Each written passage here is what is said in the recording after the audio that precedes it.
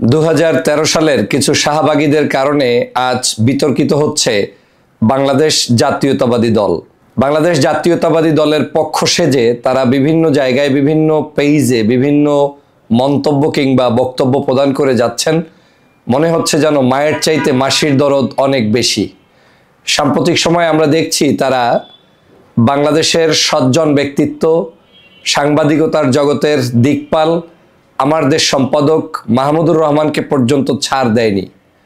তারা মন্তব্য করেছিলেন আমাদের প্রিয় শহীদ, সকলের প্রিয় ব্যক্তিত্ব, বাংলাদেশের স্বাধীনতার সূর্য সন্তান যারা 2024-এ অবদান রেখেছেন, সেই ওয়াসিমের ছবি নিয়ে বিতর্কিত কর্মকাণ্ড।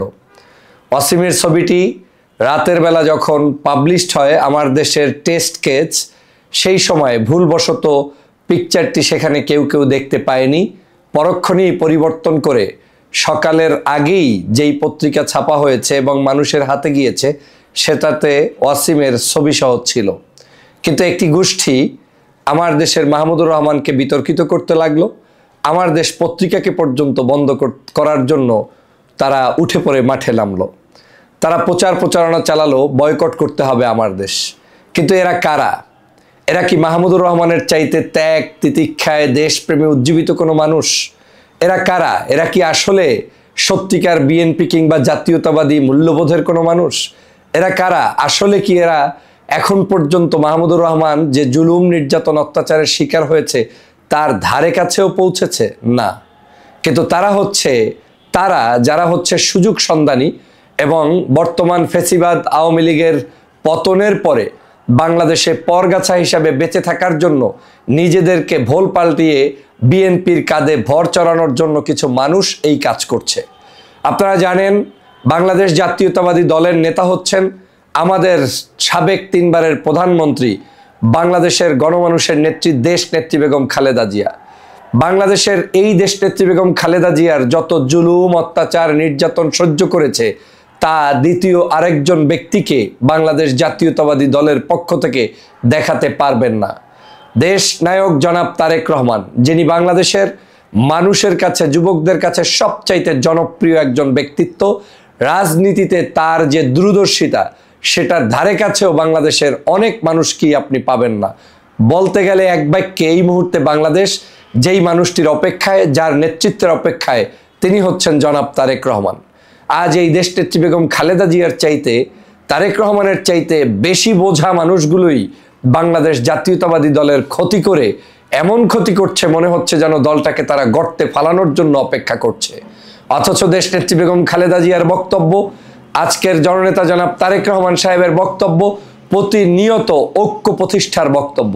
তারা চায় বাংলাদেশে যে কোনো মূল্যে ঐক্য প্রতিষ্ঠিত হোক, সকল রাজনৈতিক দলের নেতৃবৃন্দের সাথে তাদের সুসম্পর্ক থাকুক, বাংলাদেশের ছাত্র সমাজ, যুব সমাজ এবং বাংলাদেশের সকল সংবাদ মাধ্যম থেকে শুরু করে বাংলাদেশে যারা মজলুমের পক্ষে তাদের সাথে এই দেশনায়ক জনাব তারেক রহমান এবং দেশনেত্রী বেগম খালেদা জিয়া কিন্তু সর্বসময় তারা চিন্তা করছেন এবং তাদের পাশেই আছেন।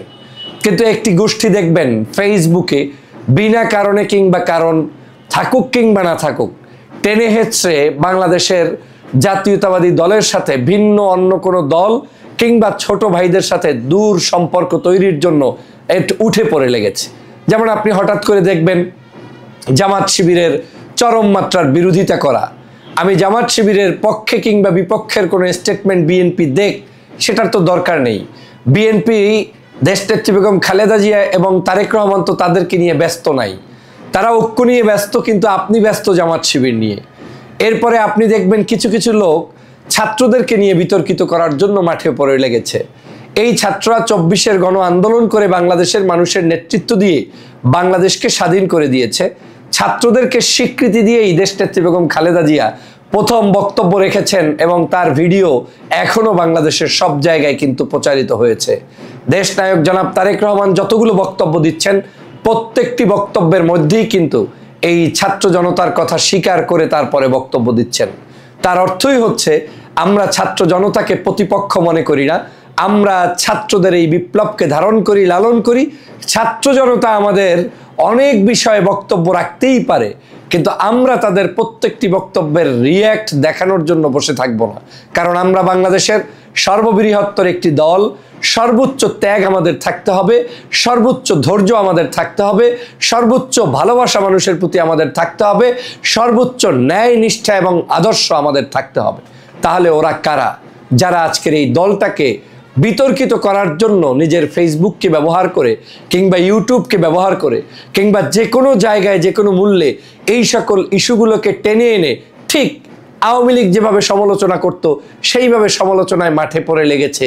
এর কারণ হচ্ছে তারা সত্যিকার শহীদ রাষ্ট্রপতি জিয়াউর রহমানের আদর্শ বিশ্বাস করে না। এর কারণ হচ্ছে তারা সত্যিকার দেশনেত্রী বেগম খালেদা জিয়া এবং তারেক রহমানের আদর্শকে লালন করে না। যদি তাই করত তাহলে তারা এই ধরনের অ্যাক্টিভিটিস করতে পারে না, কারণ তাদের মাথায় ঢুকে গিয়েছে যে আমাকে যে কোনো মূল্যে ফার্স্ট হতে হবে। কিভাবে? এই ফেসবুকে লেখালেখি করে আমার বিরুদ্ধে যদি কোনো একজন ছাত্র একটা পোস্ট করেছে, ওটার এন্টি পোস্ট আমি 5টা করতে পারলেই মনে হয় আমার বিজয়। আসলে এই পোস্ট যে আমার ক্ষতি করছে সেই জ্ঞানটুকু তাদের নেই। শুধু জ্ঞান নয়, আমি মনে করি তারা আপনার আমাদের কেউ নয়। তারা উঠে এসে জুড়ে বসে আপনার পাশে আপন হওয়ার চেষ্টা করছে মাত্র। কয়েক বছরের মধ্যে দেখবেন কয়েক ধরনের ভিডিও তাদের বাংলাদেশে প্রচলিত আছে, যারা বিন্দুমাত্র বিএনপির হয়ে কোনোদিন কাজ করেন নাই। হঠাৎ করে বিএনপির জন্য মাঠে নেমেছেন। কি ভাবছেন তিনি বিএনপি হয়ে গিয়েছেন? মোটেও না। যারা ভাবছে আজকের মাহমুদুর রহমানের মতো মানুষকে বিতর্কিত করতে পারলে তারা খুব বড় কিছু হয়ে যাবে, তারা তো আসলে কোনো বিএনপির লোক না।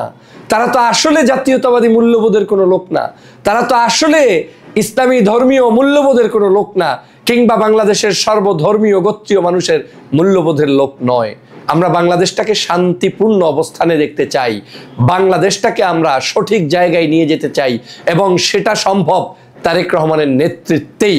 কিন্তু তার এই নেতৃত্বকে বিতর্কিত করতে যেমন দেশি বিদেশি ষড়যন্ত্র চলছে, তেমনি আমাদের মধ্যেও ঘাপটি মেরে কিছু মানুষ এই অপকর্মে লিপ্ত হচ্ছে। মনে রাখবেন, আপনি যত বড় শক্তি, আপনার গায়ে তত বড় ঢিল মানুষ মারবেই। আমাদের গায়ে ঢিল মারুক, তারেক রহমানের গায়ে ঢিল মারুক, খালেদা জিয়ার গায়ে ঢিল মারুক, তাতে খালেদা জিয়ার কোনো 1 ইঞ্চিও ক্ষতি হবে না, তারেক রহমানের 1 ইঞ্চিও ক্ষতি হবে না। বরং আগামীর বাংলাদেশকে ঐক্যবদ্ধভাবে রক্ষা করতে হলে বিএনপি, জামাত, হেফাজত, চরমনাই, বাংলাদেশের ডান বাম ছোট বড় সকল রাজনৈতিক দলের মধ্যে একটি ঐক্য থাকতে হবে, সংযত আচরণ করতে হবে, ভালোবাসা থাকতে হবে। বাংলাদেশের প্রত্যেকটি শ্রেণীর পেশার মানুষের সাথে আমাদের সুসম্পর্ক বৃদ্ধি করতে হবে।